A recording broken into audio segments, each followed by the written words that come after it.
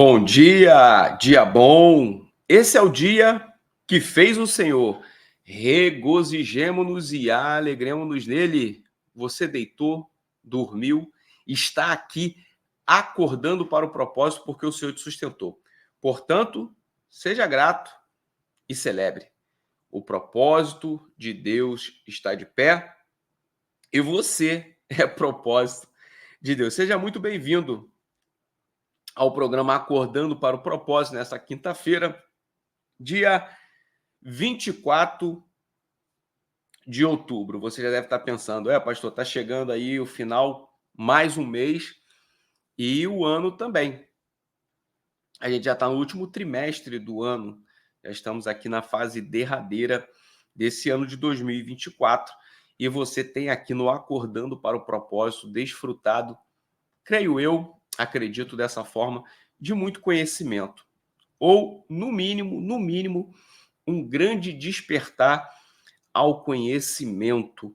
E eu quero aproveitar, agradecer a você que recentemente se inscreveu no nosso canal, você que tem acompanhado o Acordando para o Propósito, e aqui o meu agradecimento especial a você que compartilha o programa Acordando para o Propósito, você copia o link, envia para outras pessoas, isso é muito importante para a gente.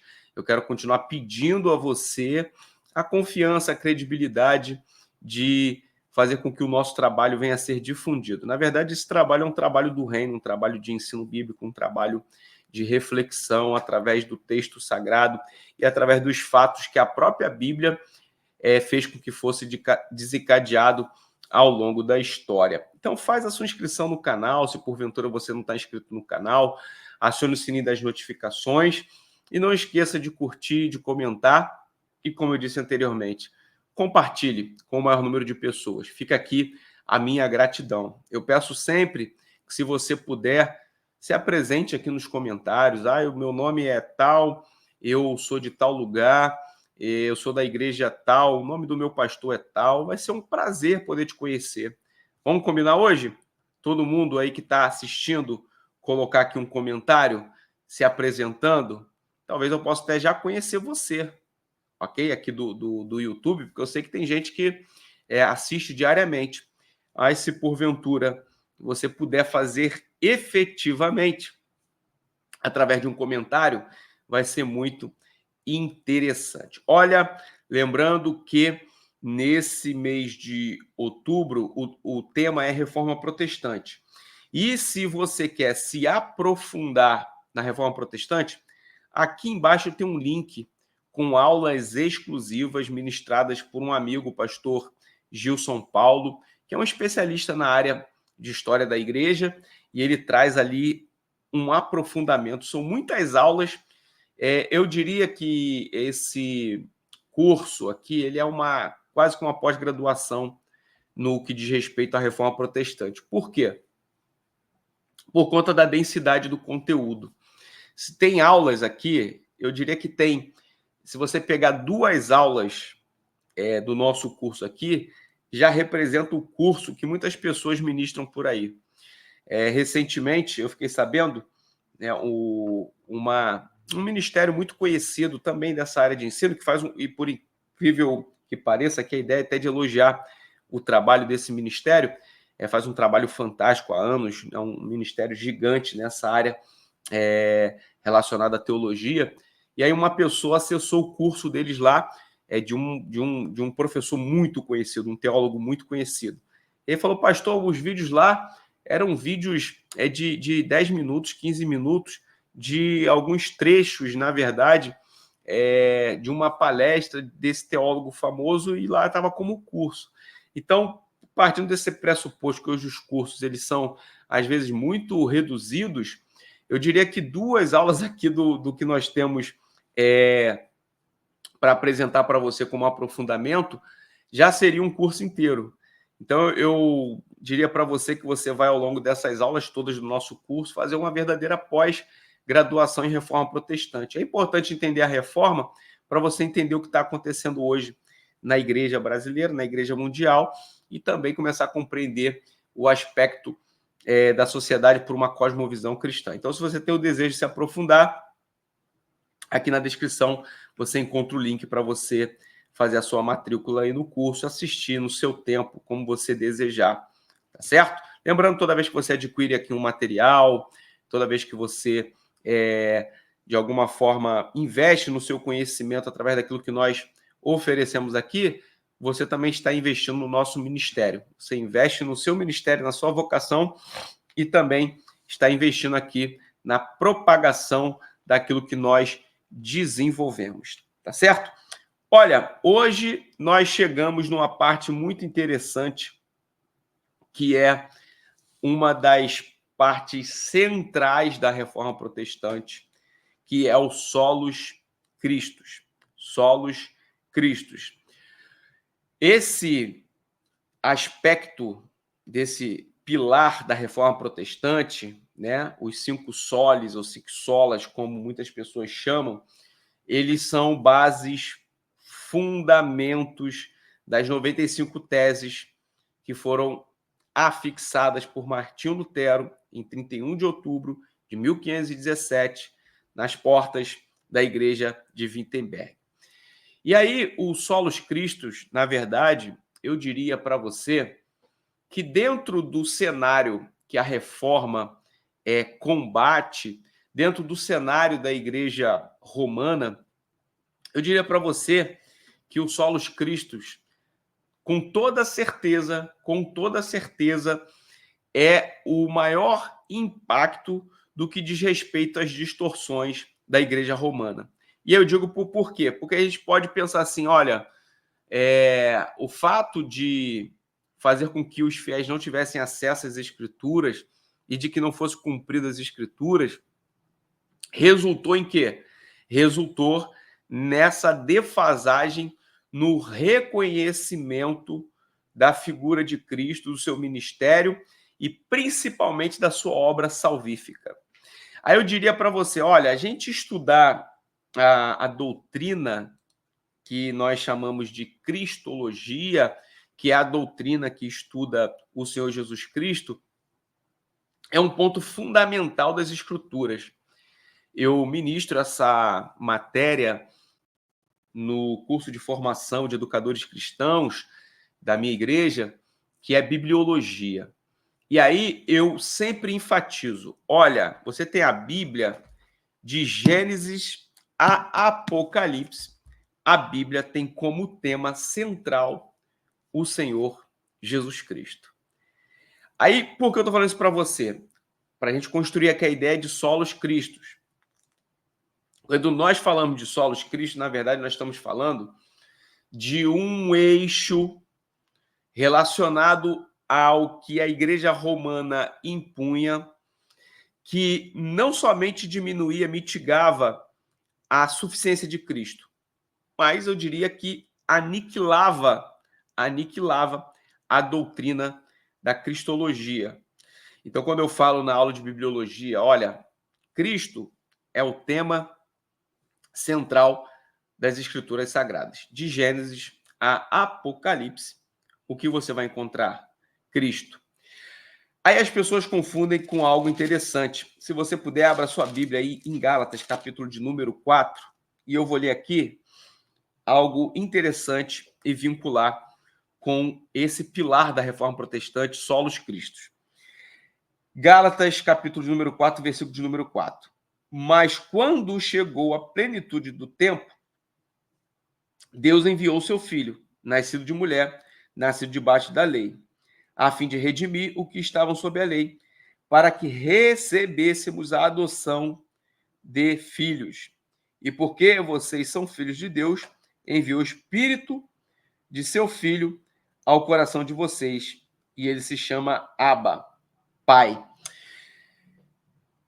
Gálatas, capítulo de número 4, versículo de número 4, a gente leu aqui o versículo 4, 5, 6. Você vê que houve um período na história onde aconteceu o que nós chamamos de encarnação, o mistério da encarnação de Cristo. Então, veja, esse é o vínculo do ministério terreno de Cristo, mas que não necessariamente é o aspecto que transcende o laço temporal da obra de salvação do Senhor Jesus Cristo. Então, veja, quando nós falamos que a Igreja Romana não somente mitigou, mas buscou aniquilar a doutrina da cristologia como doutrina bíblica, eu digo isso por causa de quê? Porque, primeiro, quando eu falo da transcendência do ministério de Cristo, eu falo sobre aquele aspecto de que o sacrifício para remissão e para redimir, para a redenção da humanidade foi preparado antes mesmo da fundação do mundo. Então, preste atenção. Quando nós tratamos do Senhor Jesus Cristo como Salvador, nós estamos falando de uma abrangência eterna e uma abrangência que transcende o tempo terreno. Logo, é de fato uma loucura aniquilar, ok? A voz e a explanação e o ensino da obra de redenção do Senhor Jesus Cristo. Quando nós vemos aqui Gálatas 4:4, principalmente, em relação à plenitude dos tempos, que Deus vai enviar o seu Filho, nós estamos falando aqui basicamente do seguinte, quando fala, olha, nascido de mulher, então fala sobre a encarnação, João 1,14, e o verbo se fez carne, habitou entre nós. Essa é a ideia clara aqui de Gálatas 4:4. Então, veja, esse fator de Cristo vir até esta terra é uma concretização de fases do processo de salvação. Entenda isso. Então, quando a Igreja Romana impõe aos fiéis a ideia de que somente através de indulgências, somente através de relíquias, somente através das anuências da figura papal, você vai encontrar perdão dos pecados, você vai encontrar a salvação. O que nós estamos aqui tratando? Tratando de um fato que a Igreja Romana, através desses dogmas, apresentou um discurso em que Cristo não era suficiente. Então, a gente, em regra, aqui entende que a Igreja Romana estava quebrando, eu digo sempre que as heresias, os erros teológicos, aquelas doutrinas do homem, elas não têm poder de fazer com que seja destruído aquilo que é a doutrina bíblica. Então, eu digo que quando essas doutrinas são expostas, quando essas heresias são expostas, quando esses dogmas são afixados na mente e na vida dos fiéis, o que está havendo, na verdade, é um barulho que tenta ressoar mais alto do que a voz de Deus através da palavra. E aí é importante porque nem sempre esse barulho ele é um barulho no sentido de altura de voz, mas é uma voz e um barulho que distrai os ouvidos e as mentes das pessoas. Então, veja, toda vez que se impõe algo, penduricalhos, né? Vamos pensar assim, quando você coloca muito penduricalho na doutrina bíblica, o que vai acontecer? Vai acabar com a doutrina bíblica? Vai acabar com os princípios bíblicos? Não. Mas vai o quê? Criar uma distração, ok? Muito enfeite, muito penduricalho, muito adereço. Aí vai o quê? Distrair. Por isso que a atenção na palavra de Deus é o critério para todo e qualquer discípulo do Senhor. Então, veja, quando Martinho Lutero ele vai dentro desse cenário das 95 teses, dentro dos 5 pilares da reforma, vai ressoar, vai enfatizar o solos Christus, o que Martinho Lutero está falando? Olha, há suficiência na obra salvífica de Cristo em relação à necessidade do ser humano receber redenção, do ser humano receber a remissão de seus pecados. O que Martinho Lutero está dizendo? Solos Christus. Somente Cristo é suficiente, somente Cristo é o Salvador, somente através de Cristo é possível chegar ao Pai, é possível chegar à salvação. Então, solos Christus, na verdade, é a defesa da cristologia, é a defesa da soteriologia, a doutrina da salvação, por intermédio de Cristo.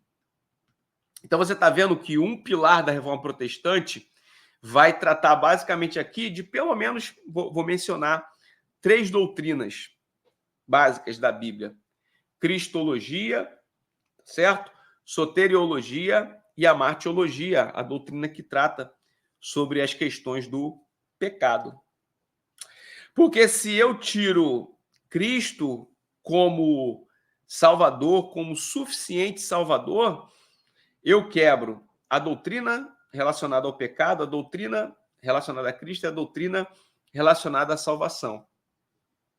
Então, quando você estudar cristologia, você vai ter que estudar também a martiologia, você vai ter que estudar também soteriologia. Essas doutrinas, elas se encaixam de maneira muito interessante. Portanto, um dos 5 pilares, mais um dos 5 pilares que nós estamos vendo aqui, solos Christus, no sentido da suficiência de Cristo, na remissão dos pecados, na salvação da humanidade. Olha, antes de nós orarmos aqui, hoje é quinta-feira, se você também desejar, você pode colocar seu pedido de oração. Amanhã nós temos o programa e aí a gente faz a oração pelos pedidos que foram colocados aqui hoje. Você pode assim fazer, colocar o seu pedido de oração. Amanhã a gente apresenta esses pedidos de oração. Amanhã nós estaremos de volta, vamos dar continuidade. Nós ainda temos mais 2 solis, como você aí preferir, para poder acompanhar, aprender dentro desse cenário. O mês está acabando, mas o conhecimento continua, principalmente se você adquirir o curso que está com o link aqui na descrição. Tá certo? Então vamos estar orando para poder encerrarmos no dia de hoje. Pai querido, Pai amado, nós glorificamos o teu nome e te agradecemos por mais um episódio do programa Acordando para o Propósito. Muito obrigado porque nós temos aqui aprendido aquilo que é a base da nossa fé, aquilo que é a base para nossas vidas, é a base para nosso relacionamento contigo. Compreender que o Senhor Jesus Cristo, teu Filho amado, é Senhor sobre as nossas vidas. E Ele é o nosso Salvador. Mais do que isso, Ele é o nosso suficiente Salvador. Não há outro meio de nós alcançarmos a salvação, senão pela obra na cruz do Calvário, realizada pelo teu amado Filho Jesus Cristo, o qual nós reconhecemos como Salvador das nossas vidas. Nós oramos que, se porventura alguém esteja aqui, acompanhando, acordando para o propósito, e nunca fez uma aliança com Cristo, ele possa entender e compreender que somente através do Senhor Jesus Cristo é possível alcançar salvação. Aqueles que porventura estiverem aqui nesta condição e desejarem, pode expressar com a sua boca, repetindo após a minha fala, dizendo: eu aceito. Você pode repetir: eu aceito o Senhor Jesus. Aí você pode repetir: o Senhor Jesus como suficiente Salvador da minha vida. E você pode repetir: como suficiente Salvador da minha vida. Se você fez esta oração, se você principalmente declarou o que nós pedimos para você repetir, você está reconhecendo o Senhor como Salvador da tua vida. E aí eu diria para você, você faz agora uma aliança com aquele que te liberta do pecado, aquele que perdoa os teus pecados e te dá vida nova. tá certo? Procure uma igreja evangélica perto da sua casa para que você possa se apresentar dizendo: eu aceitei Jesus assistindo ao programa Acordando para o Propósito do Pastor Divanei no YouTube e quero dar continuidade na minha caminhada. Porque quando você aceita Jesus, você está dizendo que você quer ser um discípulo, que você quer caminhar com Jesus. E todo discípulo caminha com Jesus e aprende de Jesus através da Bíblia Sagrada, tá bom? Que Deus possa abençoar a sua vida, que Deus possa abençoar o seu dia. Amanhã eu te espero aqui cedo, porque nós estaremos aqui acordando para o propósito.